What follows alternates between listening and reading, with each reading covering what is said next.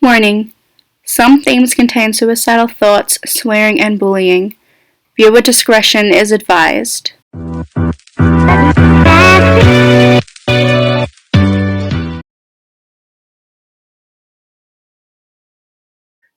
Yeah. So, and it actually wasn't just me. It also happened to one of our friends at the time. Not going to name her name either. We're not friends with her anymore, though. No, we're not friends with them anymore. The reason for all of this will come in another podcast episode.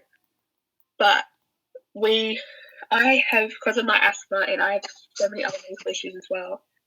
I didn't really participate in PE a lot, so I couldn't do the sport things a lot. But I'd always have a note from my mum, and it was always signed. And it got to the point where she was bullying me for it, and always yelling at me and saying that I was faking it and I was lying, and that she doesn't care that I have a note, I'm still doing it. And I was literally in a moon boot once, and she told me, I don't care that you're in a moon boot, you're still doing sport. I remember you being in a moon boot in one of the gym classes. Yeah. Was that the same day where we talked about ants being on crack? That's another story. But so that was one of the ones that like really annoyed me, and so like my mum made a complaint, but nothing happened, nothing stopped. She still kept going and going, and so I was just miserable that whole year. She just kept bullying me for every little thing, and I dreaded going to her class. Which I don't understand, because she was so nice to me. Yeah. So like, she's nice to certain students, that's the thing. But like, I always had a note too. Yeah. Because I'm just lazy. A thing about this school that we were at, we kind of noticed throughout the years that we were there. Like, we were there for 4 years. We were too scared to leave because, like, we don't like change. And we also had a very nice teacher who I hope she's still doing okay, because students like to treat her like crap. Yeah, it sucked. We were the only two that kind of kept her going, I guess. But let's hope she quit for her own sake, you know? Yeah. But so we learned throughout the years we were there that this school, they kind of pick favourites, and the favourites are always the ones who are the like teachers' pets, don't have any medical issues, are there every day and participate in everything. And they reward you for those things. If you're sick, they literally don't care about you. Like our school used to give out at the end of the year awards in this assembly that was called the formal assembly, and there used to be awards for 100% attendance, and they would literally just make you kids who have medical issues feel like crap, basically. And it just point out who wasn't at school 100% of the time. Like, sure, of course there was only a handful of people who got the award, but still, it still makes you feel like crap. You're literally just making those other kids feel like crap, because like some kids I get that some kids just stay at home because they don't want to go, but there is kids who just physically can't be there. And so they would always do that, and I'd always feel like crap every formal assembly.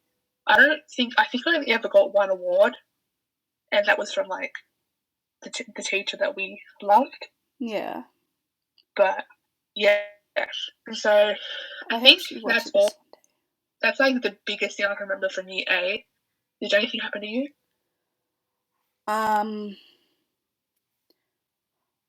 Oh, okay, yeah, I do have a story from year 8.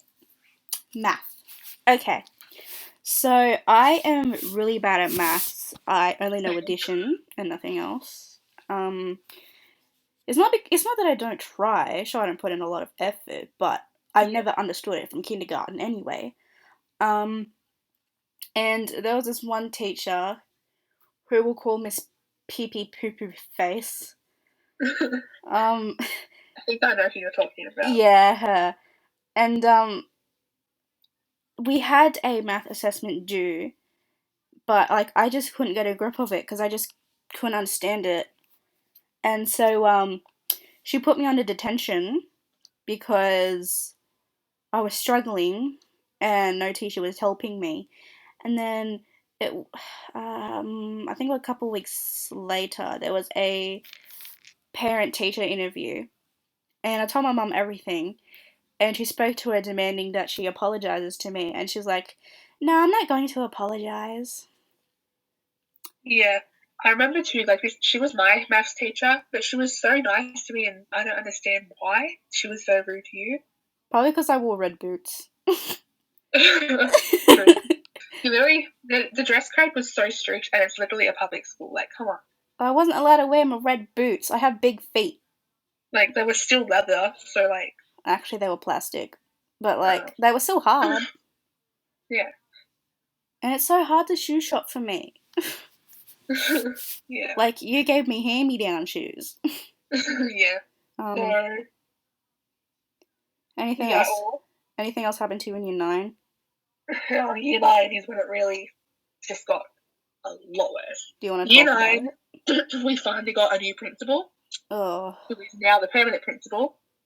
We're just going to call her Miss Piggy. This is what we used to call her at school. Poor Miss Piggy. Anyway. Like, we also had another nickname for her, but, like, if we say this nickname, you would know her. It includes her actual name, so... Yeah. But, yeah. So, this is when it really started getting a whole lot worse. So, I had really bad attendance because I was a sick kid, and, like, especially with all the things that had happened to me the previous 2 years, because of all my immune system and my asthma, I didn't feel comfortable or safe being at school sick, so I would always be home. And I was away a lot too because I suffered from depression. I still do, but I'm getting a lot better. Yeah. And we have our new school to thank for that. Yeah. So, before we go on, I just want to reassure who is listening that we are at a great school now. Yeah, it's the best school I've ever been to.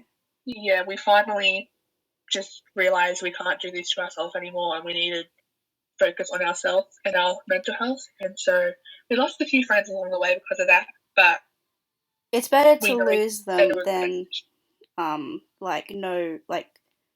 have them stab you in the back for a long time, you know? Yeah. So I guess when we finally put ourselves before them, we figured out their true colours and whatever. But there's like a whole story to that, so that'll be in another episode as well.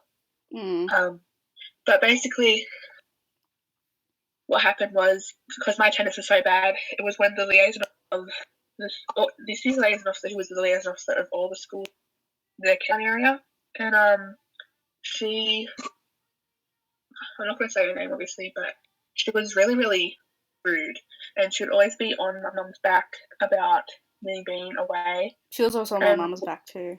Yeah, and we always had doctor certificates. We were constantly at the doctor. Like, the doctor was our second home. Sometimes we were at the doctor more than we were at home. And, like, so my mum would never just keep us home and not get a doctor certificate explaining why. And so she'd always hand them in and all this stuff. And so, but they didn't care. They still harassed my mum all the time. So it stressed my mum out. And obviously when my mum's stressed out, it stresses me out too. And so my mum was always asking for schoolwork. It's not like we weren't making an effort. I was making an effort to try and still do school. It wasn't like I was just like, nah, I don't care if I do school or not. And so that year was just a whole lot of chaos of my attendance, and they never gave us the work.